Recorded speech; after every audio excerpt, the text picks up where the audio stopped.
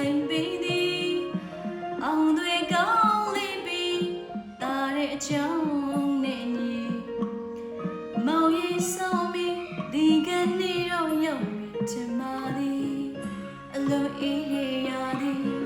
အလုံးချမ်းနေရသည်အလုံးအေးရသည်မေဒီရမောင်သမီးရောနေလို့လေးမဖြစ်နိုင်ပါဘူးအလုံးအေးရသည်အလုံးချမ်းနေရသည်အလုံးအေးရသည်မေဒီရမောင်သမီးရောနေလို့လေးမဖြစ်နိုင်ပါဘူးငကိုထွေးရဲ့အရေးကြုံပြီးမောင်ရဲ့ဆောင်ပြီးရောက်အောင်ခင်စီပြန်